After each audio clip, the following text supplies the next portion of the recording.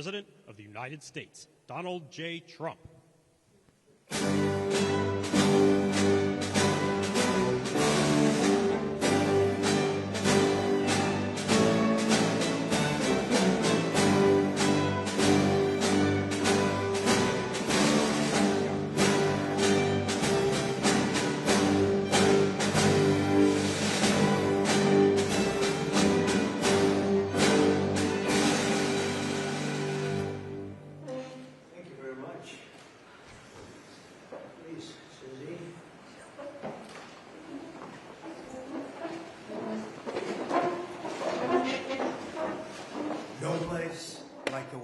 Do we agree? Right, Mr. Kraft? No place like the White House. Thank you very much for being here. Appreciate it. And we'll maybe discuss a couple of general topics. This is a board meeting for the Trump Kennedy Center, but we'll go into a couple of other things that we have the media present. It's always present, unfortunately, constantly. And I'll say a few words about what's happening in the Middle East. And if you have a couple of questions, we'll do that, and then we'll get on with our board meeting. So thank you very much for being here. We have a wonderful group of very, very smart, talented patriots at this table. Our powerful military campaign to end the threats posed by the Iranian regime continued in full force over the past few days. They have been literally obliterated. The Air Force is gone. The Navy is gone. Many, many ships have been sunk. They're warfighting ships, but I guess they didn't know how to use them. And anti-aircraft is decimated. Their radar is gone, and their leaders are gone. Other than that, they're doing quite well. They've been a terror for 47 years, and now I guess the world, through the United States, with the help of Israel, is doing what should have been done many years ago. Should have been done many years ago. Since the beginning of the conflict, we've struck more than 7,000 targets across Iran, and these have been mostly commercial and military targets.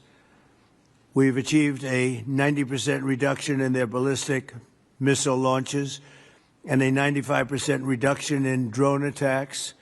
The missiles are trickling in now at very low levels because they don't have too many missiles left. We've also attacked the manufacturing plants, the places where they manufacture the missiles and the drones. And that's going on today. We just hit 3 of them today. And it's getting very hard for them to manufacture. More than 100 Iranian naval vessels have been sunk or destroyed over the last week and a half. That has to be some kind of a record.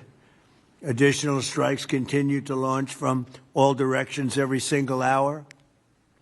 And as you know, we attacked Karg Island and knocked it literally, destroyed everything on the island except for the area where the oil is. I call it the pipes. We left the pipes. We didn't want to do that, but we will do that. We can do that on 5 minutes' notice. It'll be over. But for purposes of someday rebuilding that country, I guess we did the right thing. But it may not stay that way. Just one simple word, and the pipes will be gone too, but it'll take a long time to rebuild that. We are aggressively dismantling Iran's defense industrial base, and ability to rebuild its missiles and drone capability is getting down to close to zero. And we're hammering their capacity to threaten commercial shipping in the Strait of Hormuz, with more than 30 mine-laying ships destroyed. We hit, to the best of our knowledge, all of their mine-laying ships. Now they can put them on other types of ships, I guess, and drop them in. But we don't know that any have even been dropped in. We're not sure that any have been. That's a big negative for them if they do it. It's a form of suicide. But we don't know that they have dropped any in. But we've hit all 30 of their ships and destroyed them. They're all at the bottom of the sea. We strongly encourage other nations whose economies depend on the Strait far more than ours. You know, we get less than 1% of our oil from the Strait, and some countries get much more. Japan gets 95%. China gets 90%. Many of the Europeans get quite a bit. South Korea gets 35%. So we want them to come and help us with the Strait. We have it in very good shape. The countries, I said, we've already taken care of Iran, but now, because of the fact that literally a single terrorist can put something in the water or shoot something or shoot a missile, a small missile, and it's fairly close range because it is a tight area, and which is one of the reasons they've always used that as a weapon. Iran has always used that as an economic weapon, and it's not going to be able to be used very long. Numerous countries have told me they're on the way.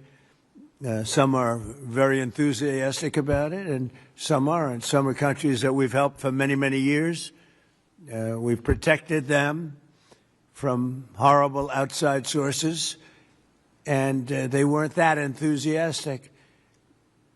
And the level of enthusiasm matters to me. We have some countries where we have 45,000 soldiers, great soldiers, protecting them from harm's way. And we have done a great job. And when we want to know, do you have any minesweepers? Well, would rather not get involved, sir.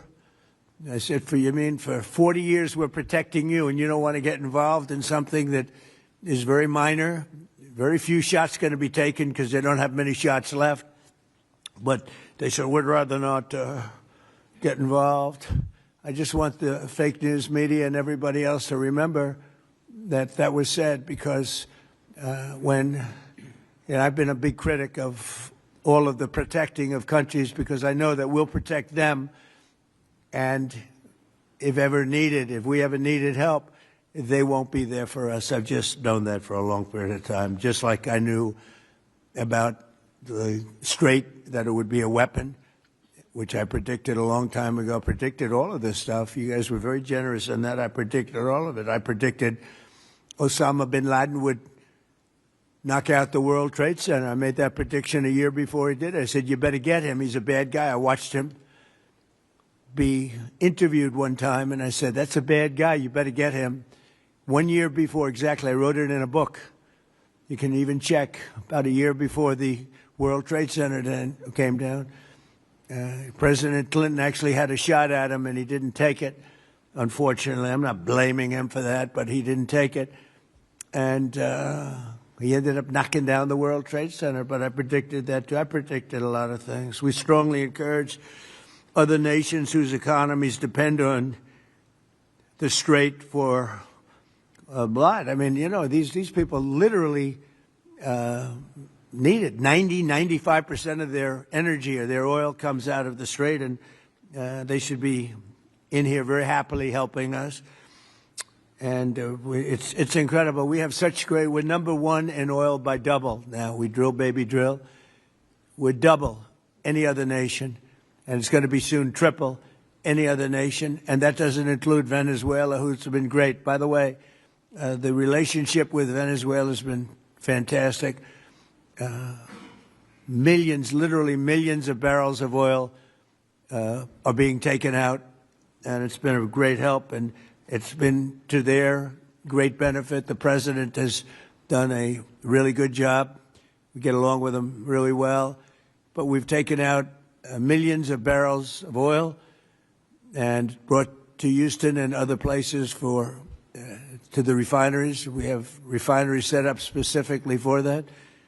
And it's been a great relationship, and more and more is happening. It's a tremendous oil source, and we're stepping it up very rapidly. The big companies are going in, and they will actually numbers in a pretty short period of time. Numbers that they've never been able to do, we'll be doing. There's a lot of oil under that land. We strongly encourage the other nations to get involved with us and get involved quickly and with great enthusiasm. I have that from a number of them, and I'd like to say their names, but frankly, I don't know if they would want me to or not, because maybe they don't want to be targeted. But I say, wouldn't matter if you're targeted or not, because this is a paper tiger that we're dealing with now. It wasn't a paper tiger 2 weeks ago. It's a paper tiger now. So now we're going to get down to the reason. We'll take a couple of questions in a moment, but we're going to get down to the reason we're here today. Actually, this was set up a long time ago. It's the Trump Kennedy Center. Over the past year, we've made incredible strides to restore the true purpose and prestige of this revered institution. Together, we're going to ensure it remains the finest performing arts facility of its kind anywhere in the world. And I don't know that it ever really reached that stage, but it will over a period of time. We're rebuilding it. It's in very, very bad condition. It's been it's been somewhat of a disaster, to be honest with you. It's been let go to hell. That's what they've done. They did a poor job. They spent money in the wrong places. They built some theaters underneath that nobody uses, little ones, tiny theaters that cost like $300 million. And the money was spent incorrectly, wrong. We're dealing with some networks on the possibility of renting those little theaters. Nobody's going to use them. They want the big halls. The halls are going to be incredible. They're in bad shape, but when they're completed, the bones are potentially something that could be unbelievable. So I want to, before we begin, I want to thank Rick Grinnell. He's been a friend of mine for a long time. He's been unbelievable. He was the ambassador, as you know, to Germany. There was no happier woman in the world than Angela Merkel. Angela. She called me, "Thank you, sir, thank you." Although she liked Rick a lot, there was nobody happier that he was no longer going to be the ambassador to Germany. He was difficult for them. He was not your typical ambassador. He was the opposite. He would do what was best for the United States, not for Germany. And I want to tell you, he did a great job. So good that I put him in charge of a thing called intelligence. And something he didn't really want to do, but he did it, and he did it incredibly well. There were a lot of leakers. He found out the leakers. And when he didn't find out who the leaker was in a certain area, he fired everybody. And he went into one room where there was leaks coming out. These are long-term problems that these various places have had. And he said, "Who's the one that leaked this?" And they wouldn't admit it, so he fired the whole room.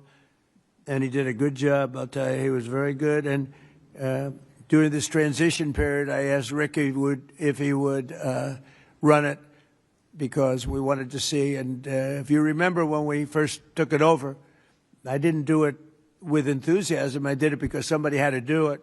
I had to turn it around because it was failing. It would have closed, and physically it would have almost fallen down. It was in very bad shape. The steel columns outside, as an example, were meant to be covered. You know, exposed steel is unusual to have in building. What I do best in life is build. I build buildings really well and under budget and ahead of schedule. That's what I do, unlike the Fed building, which is going to cost billions of dollars. It may never open. I mean, right now, we have a wonderful Kevin, a wonderful new head of the Fed coming in. I don't know if he'll ever be able to occupy this complex that was destroyed by Jerome Too Late Powell. I call him too late because he's always too late with interest. Should cut interest rates. He should cut them right now. They should have a special meeting. What's a better time to cut interest rates than now? A third-grade student would know that. But that's a terrible thing. But what I do is build. I build great stuff. And what we're going to do is, right outside. In fact, if you look behind me, see the nice gold curtains? If you want to look into a nice foundation and you want to see a lot of work, very deep, very, very deep for specific reasons, we have a magnificent ballroom being built, because this is the biggest room, and it holds like 98 people for dinner. But behind me, you're going to have a ballroom that this building and the people occupying it, in particular, every president for 150 years, has clamored for a ballroom, a large, beautiful room. This is a cocktail room, and this whole floor will end up being a cocktail room for the cocktail area, or pre-area for the ballroom before dinners. So we'll have heads of state. We can't even do a heads of state dinner. Usually what they do is they would do them on the lawn with a tent. But when it rains, the lawn is very low. And you know the land in Washington. It was built on swampy, wet land. And when it rains and you have the king of Saudi Arabia, we have, as an example, the king of the UK, I would say King of England, who's a great guy. He's coming in very soon. And when it rains, you know what happened? The rain would go over their feet. It would be about 4 or 5 inches over their shoes. This was not good. So, and it rained a lot. So we're building, finally, because I do that. And by the way, no taxpayer money. I want to put that, zero. It's going to be, it's on time, on budget. It'll be under budget. Be literally, we're having it under budget other than we've upgraded it in terms of the marbles we're using. We're using onyx and stones that are incredible. But it'll be something really spectacular. I'm looking at Mr. Steve Wynn, who's over there. He built a spectacular building, and he knows Trump builds a spectacular building. I built better buildings than him. I don't care what he said. But Steve is over here, and he really, with his incredible wife, Andrea, and thank you both for being here. Andrea's on the board, and Steve is so in love with his wife, he asked whether or not he could come. And I can say the same thing for the great Bob Kraft. He's got a wife that's so wonderful. He said, do you think I could come? She didn't have to accept that, you know. She could have said no. But Bob said, I would like to come. So, Bob, we will not let you vote, although his vote would be a good vote. He will vote for the proper thing. But it's good to have you both here. These are two great couples that know a lot about the things I'm talking about, like fixing, whether it's building a stadium or building a building. We know they know how to do it. So thank you, Steve, very much. But we've made incredible strides over the past year. If you remember, I said I want to run it for a year just to see, because the place is falling down. It's horrible. Air conditioning, heating is going to be ripped out in its entirety, and it needs new. It's old. It's, how many years is it, Rick? What's the total? 50, almost, yeah, over 50. And we have 50-year-old air conditioning, more than that, actually. And it's in bad shape. Everything's in bad shape. It's got to be redone. So I said, let's run it for a year just to see how it works. It's better than, you can't just go into something and try and figure it out. And we figured it out over the year. And you have to close it, putting new marbles in, beautiful, beautiful marbles. When you do marbles, you can't have people walking over the marble every night as it's drying and setting and going to a play.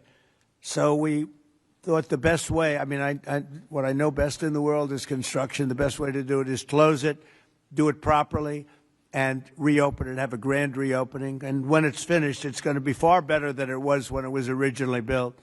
When it was originally built, it was good. It has one thing that's very good. It has great sound. I think there's a lot of luck in sound. You have some of the big opera houses. I don't want to get involved with saying which one, but in New York, as an example, where the acoustics were never good, and they've ripped it apart 4 times and rebuilt it, and it was never good. The good thing about the Kennedy Center, the acoustics are good, and they'll only be enhanced based on what we're doing. A lot of it has to do with the stones and the stones you use, the marbles you use, etc. Over the past year, we've made incredible strides to restore the true purpose and prestige that this building will soon gain, I think, at a higher level than it had before. Together, we're going to ensure it remains the finest and will become the finest performing arts facility anywhere in the world. It's got the location, and it will have the building. It's got good bones. It's got good structure.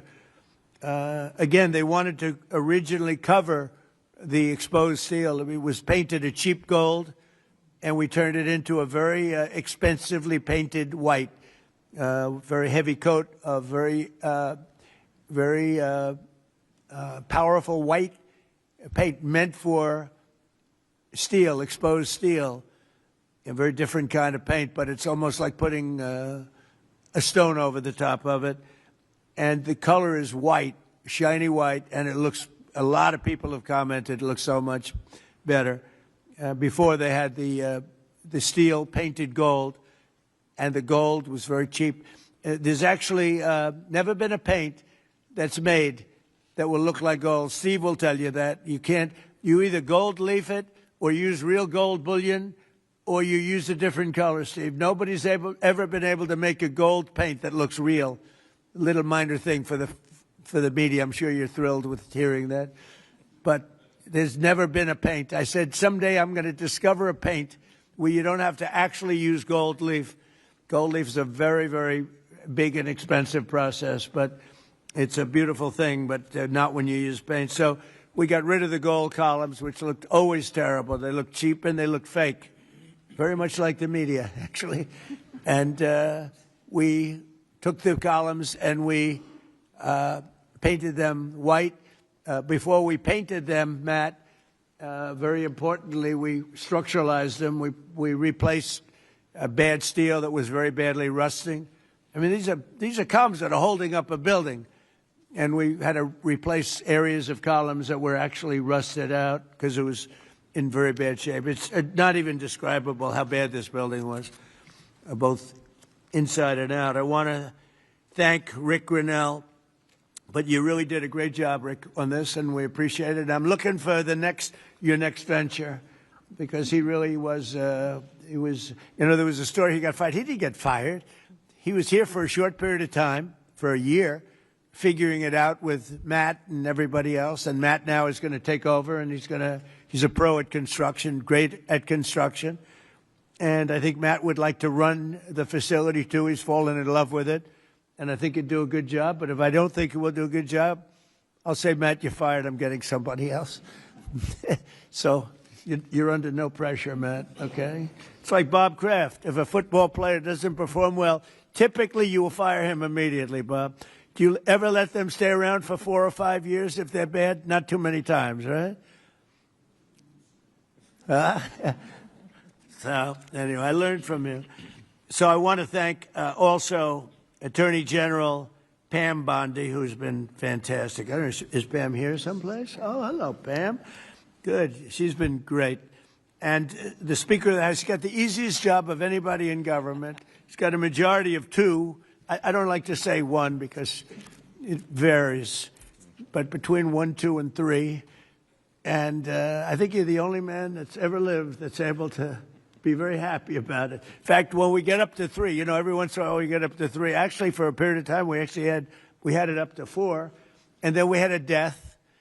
And death is very bad when you're the Speaker and you have a majority of 2 or 3.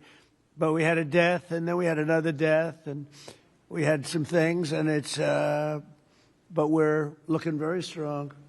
We had one man who was very ill. It looked like he wasn't going to make it. I don't know. I won't mention his name. Should I? Do other people know his name? Do you want to mention it? He'll be proud. Go ahead. Tell him the story. Okay. Well, thank you, Mr. President. Congressman Neil Dunn of Florida had some real health challenges, and it was very serious, and had a pretty grim diagnosis. And I mentioned it to the President, and I said, Congressman Dunn is a real champion and a patriot because he's still coming to work. And if others got this diagnosis, they would be apt to go home and retire. And what was the diagnosis? It was, I think it was a terminal diagnosis. He would be dead by June. Okay, that wasn't public, but yeah, okay. That's it was grim. That's what I was going to say. I don't think with a heart problem, by the way. This was a heart problem. So, the long story short, the President called him to encourage him and thank him, and they had a conversation, and the President mentioned in the course of the conversation, you ought to get my doctors involved, and they did, and within a number of hours, they took him to Walter Reed, emergency surgery. The man has a new lease on life. He acts like he's 30 years younger, and he walked into the conference meeting, and we thought we'd seen a ghost. And I spoke with him over the weekend, and he's encouraged and thankful, and he thanks the President for his leadership and intervention, and thank you. Thank you. He actually called Mike. Mike called me and he said, "Sir, we're up by 3, but we're going to lose 1 by June." I said, "Who?" Neil Dunn. He's a great congressman, incredible. He called to say that he was terminal, really bad heart. There's nothing they can do. I said, "That's bad." Number 1, it was bad because I liked him. Number 2, it was bad because I needed his vote. But he really said, "Mike, I'm going to last this out for the President and you, and however long I live," I mean, it looks like June is the time, but however long I live, I'm going to be voting for you. I mean, how many people are going to say that? Most of them are going to say, "Mike, I'm retiring immediately. That's the end." He's an extraordinary man. But he didn't do that. It was really impressive. And then I realized I have doctors in the White House. The White House doctors are incredible. And And they've helped me with other people. They're helping me with people right now, people that are very sick or like they're miracle workers. And I said, I have to call them. And I called the two doctors. They're both great. And they immediately went over to see the congressman. And he was on the operating table like 2 hours later. Yeah. And it was a long operation. They gave him more stents and more everything that you could have. I think he's got everything that you could possibly have. And they called up. They said, sir, I think he'll be fine. I said, you got to be kidding. He said, I think he'll be fine. And Mike was telling me the story that the other day he came into a meeting for the first time in a long while. Go ahead. Well, it was incredible. I mean, he has a new lease on life. He has more energy than a man half his age, and very encouraged and encouraged all of us. So, again, a testament to great leadership. And he's, my hat's off to Neil Dunn and his beautiful wife and family. He's an extraordinary individual. And just, you know, because I don't want to have a terrible story about this, I did it for him first and for the vote second. But it was a close second, actually. But I did it for the vote second. All right? I want to also introduce Susie Wiles, who's fantastic. She's our chief of staff. And she's an amazing person, an amazing fighter. And she announced a minor difficulty, which will be in good shape. Good shape for, he'll be around for a long time. She had a diagnosis, you probably saw it. And she's going to take care of it immediately as opposed to waiting. She said, let's do it now. I said, do it immediately. Because with that particular ailment, the faster the better. That's the only thing I know about it. The faster the better. She's going to do it immediately. So she just started, actually. And she's going to be in great shape. The prognosis there is excellent, beyond excellent. So, thank you, sir. But who needs it, right? That's right. Who needs it? So before we took over, just a year ago, the legendary, this wonderful place was on the verge of, literally on the verge of collapse, both from a financial standpoint, maybe more from a financial standpoint, but also from a physical standpoint. Necessary maintenance has been ignored. The programming was very woke and out of touch with reality. And we had an orchestra that lost like $18 million a year, and they subsidized it every year. So what kind of an orchestra loses 18? And I'm being nice when I say 18, it was much more. And I started looking at the programming. They had tremendous union difficulties, like 19 different unions, and driving everybody crazy. And I think the unions are going to be great. I've always gotten along with unions. As you know, I got great union support. But you had 19 unions. Every time somebody wanted to put on a play, they had to deal with 19 different groups of people. And it's they say it was like Broadway, but worse. And you don't get worse than Broadway when it comes to the unions. I've watched that for many years. The programming was terrible, and they had a budget deficit of about $26 million minimum, owed a lot of money, were out borrowing money, which is a lot of people don't understand. So under the leadership of this exceptionally talented and rich board, it's a very rich board, not everybody, but most of you are loaded. Ike Perlmutter's got so much money. Look at Ike Perlmutter. He ended up being the largest owner of Disney. Started with, was it $100 or less? It was a little less, Ike, right? He didn't speak English, and he became the largest owner of Disney, right? But then they went woke, and he sold the stock. He didn't like Mickey Mouse being woke, right, Ike? But he's one of the most brilliant business people. Thank you, Ike. It's great. And Lori, thank you very much for being here. So I think it's Lori that's on the board, though, right, Lori? What's with these husbands? All the husbands are traveling. I think it's the White House. I got all the husbands with the wives. That's never happened. Boy, oh, boy, what great relationships. My wife is going to have to speak to me. This is pretty good. The biggest guys in the country travel with their wives to come to a meeting. But it has something to do with the White House, right, Ike? Right? You don't want to see me. You want to see the White House because it's a special building. But thank you. And congratulations on an amazing career. Most people don't know Ike Perlmutter. Isidore Perlmutter. And started with nothing and built a vast fortune just by deal after deal. Did you ever have a bad deal, Ike? Which was that? Don't tell. See how honest he is? Most people would say no. He says one, and it couldn't have been very bad. Great to have you. So under the leadership of this board, which is, as you see, incredible, we're achieving a very dramatic and quick turnaround. We got rid of all of the DEI. Some of the news media loves DEI, but we got rid of it. Maybe you're right. Brought back patriotic and family-friendly programming, and last year we raised over $130 million to keep this place going. Otherwise, it would have been closed. The building, let's call it the Kennedy Center from that time, was losing so much money it could not have stayed alive if we didn't come in as a group of people and a lot of wealthy people that made a lot of contributions. So with the Trump Kennedy Center honors alone, we raised this year a record $23 million, which was double what they had ever done before, $23 million. There's still much to do. The previous management left us a facility in very bad condition. Abysmal is the word, and everything from busting pipes and leaks to serious electrical and structural problems. And some of it we fixed, but most of it we're saving for during the construction period because we'll do a much better job of it that way.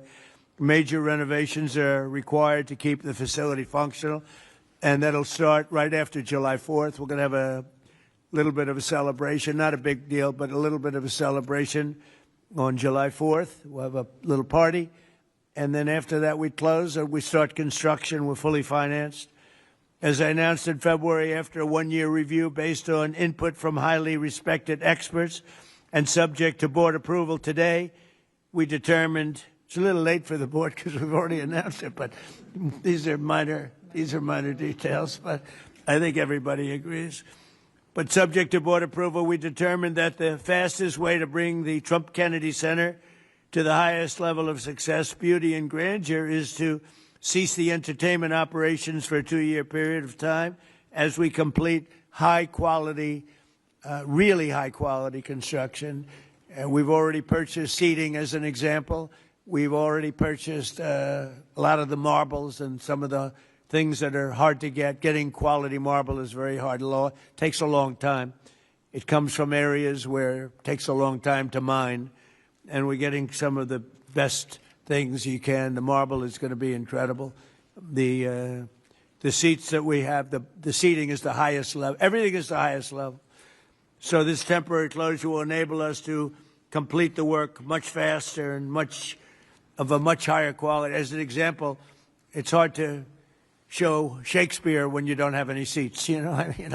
As the seats are being changed, it's not exactly a great experience for people. So the right way to do it is just close it and fix it and open it. We'll begin right after, as I said, July 4th celebration. And thanks to the great, big, beautiful bill, we are fully funded, ready to go.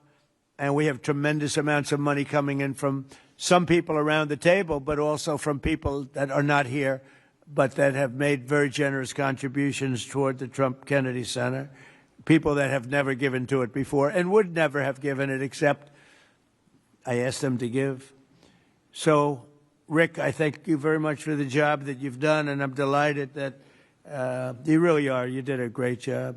It was a little rough with a couple of the people, but that's okay. They've survived. Some of the artists, they took a pounding from Rick. It's almost like this guy right over here, Anthony. He knows what it is to pound people. Right, Ike? Anthony knows. Anthony's another great. You're not on the board either, Anthony. You're here with your wife? Oh, what's going on here? The most successful people, they're all here with their wives. I'm looking around. Oh, wow, that's impressive. Anthony's another one. He started off with one truck. He had one truck 45 years ago. He ended up with 4,000 trucks, and he sold his company for billions of dollars. And you're here, Anthony? He's a member of one of my clubs, and all he has is cash. He said, I have a big problem, sir. What? I don't know how to invest my cash. Most people have a problem. They don't have any cash, right? Anyway, thank you, Anthony. You're the greatest. So all of these people have done so much, and they've done so much to help. And Matt, I just really, I'm here to a certain extent to wish you good luck with everything and to introduce you to the board. Many of the board know because Matt's been running a lot of the initial construction and planning and going to be assuming the role of Chief Operating Officer and Executive Director, where he'll lead a construction crew for the next, a big crew, by the way, because it needs a lot of work, for the next 2 years in preparation for the grand reopening. And I think it's going to be something that's going to be very, very special. We're doing a lot of special things. We have a lot of things happening. We have at the front of the White House on June 14th, you probably read, UFC is going to be here. Dana White, the great Dana White, he's building a literally a stadium, a 5,000-seat arena right outside the front door of the White House. And they're going to have about 100,000 people in the park right across the street where he's building, I believe, 8 massive screens for people to watch free, all free, for people to watch. It's June 14th, happens to be my birthday, and that was only by happenstance. It was not planned that way, but it's a Sunday night, which they never did. Sunday night's super prime time. It's going to be broadcast on CBS, which is the Ellison family, 2 great people. Great people. It's a great family. And it's going to be a tremendous event. And we have Roger Penske who's going to have IndyCar here. We're going to have a race around the Capitol. That's going to be in August. So we have that. And we have a tremendous number of things. We have the Olympics, we have the World Cup, and we have the 250. And as you know, I was responsible for getting the Olympics. Actually, Bob Kraft helped me. And he helped me with the World Cup, too. You were very good. Who could be better, right? But he helped with the Olympics and the World Cup. But we have the Olympics coming. I was responsible for that, right, Bob? We have the World Cup coming right now, and I was responsible for that. Then we had a rigged election, and because of that, I was always very upset. When I got the Olympics, I said I won't be president because it was last term if I went by the normal progression. And then I said, well, let's see what happens. And then they rigged the election, and I said, let's do it again, and we won in a landslide. And I came back, and I ended up with the Olympics and the World Cup. Somebody said, did you do that on purpose? So I claimed the Olympics, and I claimed the World Cup because I did get both. And then I tried to claim 250-year celebration. I said, I got that. They said, no, you didn't. That one you didn't get. They're giving me no credit for that one, Mr. Speaker. I couldn't. So I gave up on that one quickly. That wasn't working. It wasn't working. But I just want to thank everybody. This board has been incredible, and it's really nice. What we're going to do is we could take a few questions from the press, and then after that we'll have our meeting, and we have a little lunch for the board. So we'll have a little bit of a lunch, and it's an honor to have you all here. It's so many of you, Jimmy, so many of you are friends. It's a great honor to have you here, and we're going to do a great job with the Trump Kennedy Center. Okay, yes, please, CNN. Hey. Thank you, Mr. President. I'm not CNN, I'm Daily Wire, but thank you for the question. Numerous countries have told me they are on their way. Can you give us a hint what they are, what that entails, how soon they might be there? You mean who are the countries? Yes, sir. I'd rather not say yet, but we'll be announcing Marco Rubio and the various people that are doing that will be announcing. And I have to tell you, we have some that are really enthusiastic. They're coming already. They've already started to get there. You know, it takes a little while to get there. It's like, in some cases, you have to travel an ocean. So it doesn't go that fast, but it'll go fast. And we have some that are fairly local that are doing it. But we'll give you a list. Some are very enthusiastic, and some are less than enthusiastic. And I assume some will not do it. I think we have 1 or 2 that will not do it that we've been protecting for about 40 years at, tens of billions of dollars, Mr. Speaker. So I'll be reporting that to you in the House and the Senate, and I'll say, why are we protecting countries that don't protect us? And I've always felt that was a weakness of NATO. We were going to protect them, but I always said, when in need, they won't protect us. Now, this isn't need. Need would be one of the big boys. But I will say that we built the greatest military in the world, and we protect people.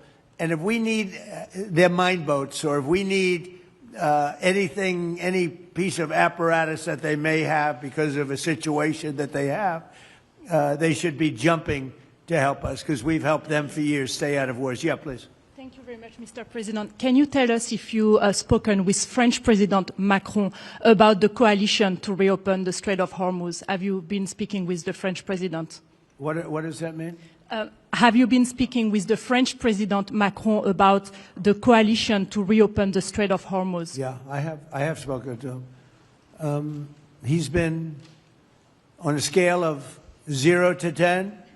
I'd say he's been an 8. Not perfect, but it's France. Are you We don't expect perfect. Are you confident that France will help with the reopening of Strait of Hormuz? Yeah, I mean, sure. I think he's going to help. I mean, I'll let you know. I spoke to him yesterday. I don't do a hard sell on them because my attitude is we don't need anybody. We're the strongest nation in the world. We have the strongest military by far in the world. We don't need them. But it's interesting. I'm almost doing it in some cases, not because we need them, but because I want to find out how they react. Because I've been saying for years that if we ever did need them, they won't be there. Not all of them, but they won't be there. I was very surprised with the United Kingdom, because the United Kingdom, 2 weeks ago, I said, why don't you send some ships over? And he really didn't want to do it. I said, you don't want to do it. We've been with you. You're our oldest ally. And we spend a lot of money on, NATO and all of these things to protect you. I mean, we're protecting them. We're working with them on Ukraine. Ukraine's thousands of miles away, separated by a vast ocean. We don't have to do that, but we did it. Well, Biden did it. I mean, I have to be honest with you. Biden got taken to the cleaners. But we worked with them in Ukraine. We don't need to work with them in Ukraine. And then they tell us that we have a mine ship around, and they don't want to do it. I think it's terrible.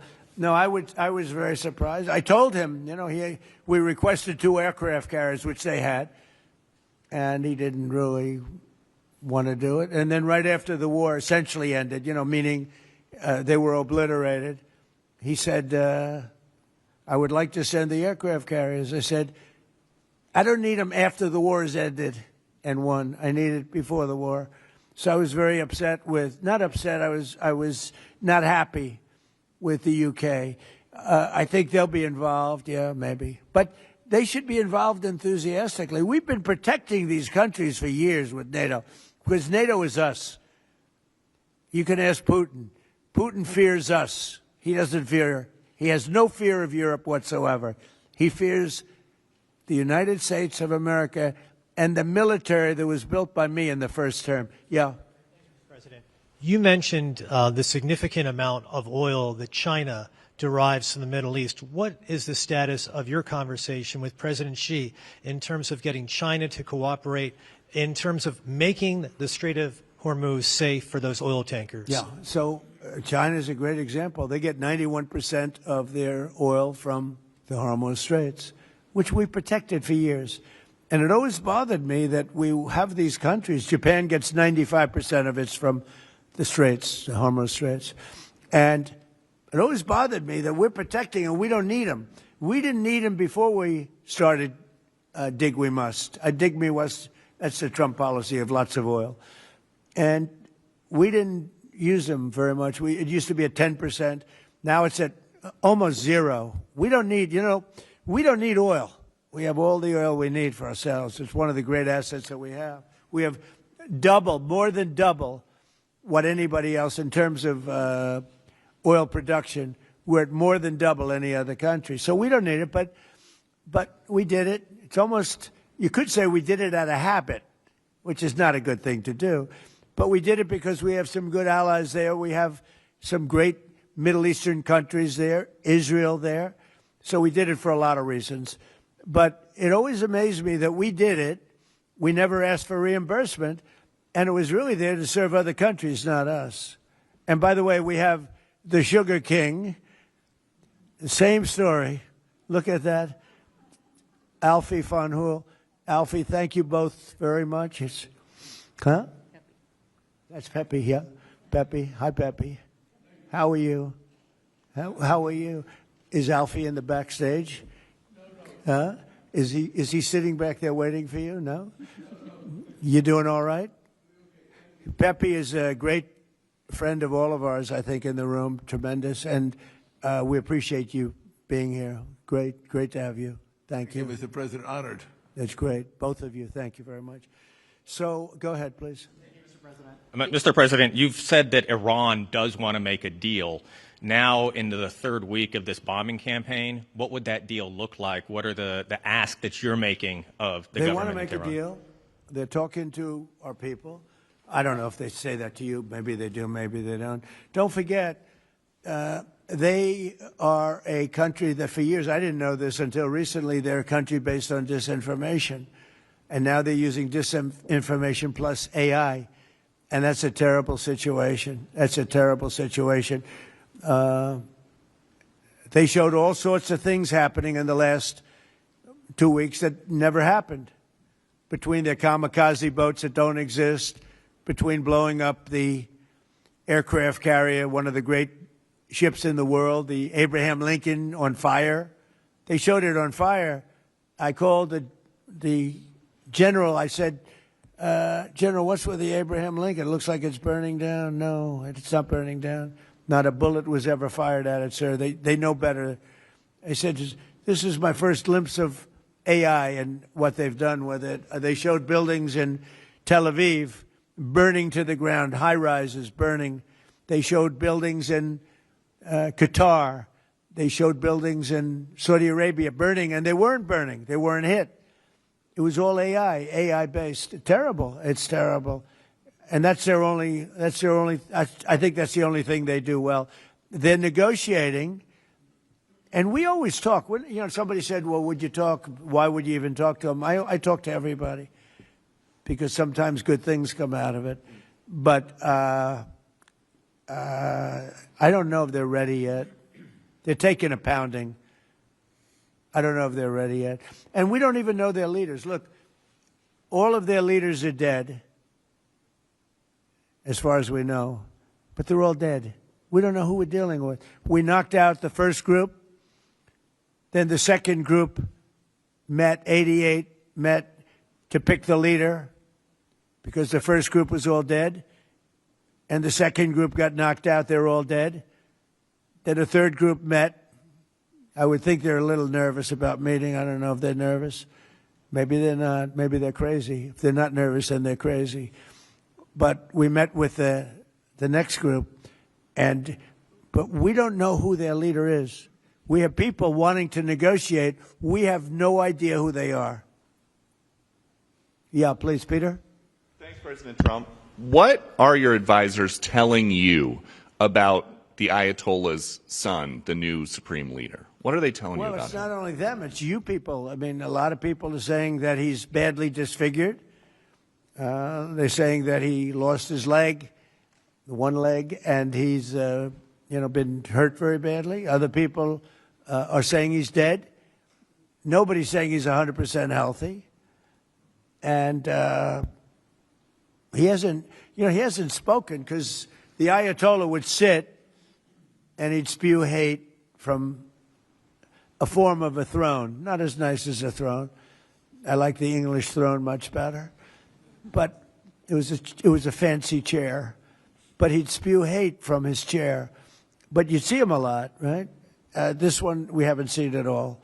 So that could be for a lot of different reasons. We don't know, Peter, if he's dead or not. Now that you've announced... I will say this, nobody's seen him, which is unusual. Something else. Now that you've announced that the U.S. has destroyed all of Iran's mine-laying ships, why can't the U.S. just immediately reopen the Strait of Hormuz? Well, we could, but it takes two to tango. We have to get people to take their billion-dollar ship and drive it up. If when Pepe has his big sugar ships coming around and they cost $1 billion, and we say, I think it's okay now, Pepe, take your ship, drive it through the Strait of Hormuz. He may say, let me wait a little while, because it takes ship owners, and these ships are very expensive. They can cost up to $2 billion. So they don't want to take a chance that, gee, I think you'll be okay. They got to know it. So they don't have to set, we don't know if they even set any mines. But the thought that they may have is enough to keep people from saying, we don't need it. Now, we are pounding that area, that coast, as you know, left side. We're pounding it, like really pounding it hard. And again, they may have no mine set. We hit every one of their mine droppers. They call it the mine layers, right? The ships. They're pretty sophisticated ships. Every one of them is gone. But it only takes one. So it's a little unfair. You win a war, but they have no right to be doing what they're doing. But we're hitting them very hard. And today is a big day where we're pounding a certain area that has very much to do with the Strait. And I think we'll get it going very soon. In addition, we do have other nations coming in. You need people to watch and people to see. We have other nations coming in. Yes, please. If the United States is working to secure the Strait of Hormuz for the benefit of other countries like China, and our allies aren't yet stepping up to your standard, is the United States getting back to being the world's policeman? Look, the United States should not be very much involved. They can on a certain basis. They've been doing it for a long time. But I've always said, if you look back years ago, I said, why aren't we being reimbursed? These are the richest countries in the world. Why aren't we being reimbursed for maintaining the Hormuz Strait? And why aren't we being reimbursed for that? I've said that for years.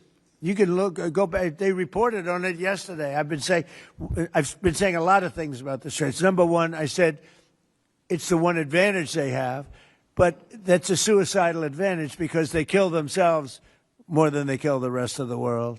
And there are things you can do with time. There are other things you can do. But I think we're going to have the situation straightened out pretty quickly, and I think we're going to have some good help, and I think we're going to be disappointed in some nations too. And I'll let you know who those nations are. One of your advisors, David Sachs, said the other week that the U.S. should, quote, declare victory and get out of the Iran war. Yeah, he also warned that if the conflict escalates, Israel may contemplate the use of a nuclear weapon. Has he shared that assessment with you? No, he hasn't. Israel wouldn't do that. Israel would never do that. And, there's a theory. You pounded them to hell, and you could just leave now, and it'll take 10 years for them to build back not nearly what they have right now. And I guess that's another theory. But we want to have it ended so that another president doesn't have. Look, for 47 years, no president was willing to do what I'm doing, and they should have done it a long time ago. It would have been a lot easier. There's no president that wanted to do it. And yet every president knew. I've spoken to a certain president, who I like, actually, a past president, former president. He said, I wish I did it. I wish I did. But they didn't do it. I'm doing it. Yeah. Which president? I can't tell you that. I don't want to embarrass him. It would be very bad for his career, even though he's got no career left. Go ahead, please. You mentioned. How about the man right Thank you, sir. Mr. President, you mentioned that you're not entirely sure who you're dealing with, who the leadership is in Iran. Do you see a viable opposition movement still in that country following all of the protests that we had seen before the airstrikes and kind of an opposition movement that could become a viable leader in Iran? Well, the biggest problem, and, we have brave people in this room, but the biggest problem that I see is that, they put out a warning, and we have the warning. We get everything they get. And it said any protester that goes onto the street will be immediately shot and killed. This is a little tougher than the American way. This is not quite as tough as nobody can believe it. So I can't imagine. They don't have guns, and the other ones have guns, highly sophisticated machine guns and AK-47s and other kinds of guns. And they did that with the women. So the women had 250,000, even 500 people protesting a year ago. And they shot women right through the middle of the forehead with snipers. And they didn't have to do many. About 10 went down bleeding profusely. And 250 to 500,000 women went running in the other direction. Because they can be brave, but they're not stupid. And they have no gun, and you have snipers in buildings specifically for this reason. So a woman goes down falling, bleeding from the head, and it doesn't take long for that to spread. And when that spreads, that crowd dispenses. And nobody else has been able to do that to the extent that these people are violent. They killed a minimum 2 weeks ago, 32,000 people. So, and they put out actually a notice 2 days ago. If you protest, you will be shot and killed. So, I don't know. I would say Mike Johnson's the only person I know who has the courage to go out in that kind of an atmosphere. I don't think so. Yeah. Have your advisors told you anything in terms of how long we can expect gas prices as high as they are right now? I don't need advisors to tell me that. I know what it is. You know, the Prime Minister of UK, United Kingdom, yesterday told me, I'm meeting with my team to make a determination. I said, you don't need to meet it with the team. You're the Prime Minister. You can make your own. Why do you have to meet with your team to find out whether or not you're going to send some minesweepers to us or to send some boats? I said, you don't have to meet with your team. It's the same thing here. I can tell you that when this is over, oil prices are going to go down very, very rapidly. So is inflation, so is everything else. But frankly, much more important than short-term, even long-term oil prices, you can't let the most violent, vicious country in the last 50 years have a nuclear weapon, because the Middle East will be gone. Israel will go first, without question, and they'll certainly take a shot at us before we get our act together and say we got to take them out. You can't let Iran, who's truly a nation of great terror and power. Look what happened in the last 2 weeks. They weren't supposed to go after all these other countries in the Middle East. Those missiles were set to go after them. So they hit Qatar, Saudi Arabia, UAE, Bahrain, Kuwait. Nobody expected that. We were shocked. And the other one, you know, they fought back. They could have yielded. But think of it, if we weren't around, they had tremendous power. They had thousands of missiles, most of which we've terminated. They had thousands of drones. They were making drones and missiles all over the place. We've knocked out most of those factories. I mean, now they're sending out 2 or 3 missiles. Now, you know, they've still got some. They might have 8% left. But mostly they've been eliminated. They've been terminated by what we did and what Israel did too. Yeah, please. Israel is expected to expand its ground offensive in southern Lebanon to go after Hezbollah. Have you discussed that with Israeli leaders? Yeah. And does the United States support a potential Israeli invasion of Lebanon? Yeah, no, I did. And I know look, Hezbollah is a problem. It's been a problem for a long time, not just now. And it's a certain area, because I was with the other night a person whose parents live in Lebanon. This is a very substantial person, wealthy person, whose parents live in Lebanon. I said, really? How do you live in Lebanon? Your parents are living? Oh, yeah, they live there. And over the years, they've gotten used to the fact that it's being bombed. But they explained to me that it's really a different section of Lebanon. It's the section where Hezbollah is. And they get used to it, I guess. I don't know. I mean, people live in Ukraine. You would think they wouldn't live in Ukraine, but they live in Ukraine. I don't know that I'd do that, but they live in Ukraine. They live in Lebanon. Hezbollah is a big problem, and they're rapidly being eliminated. Thank you very much, everybody. I appreciate it.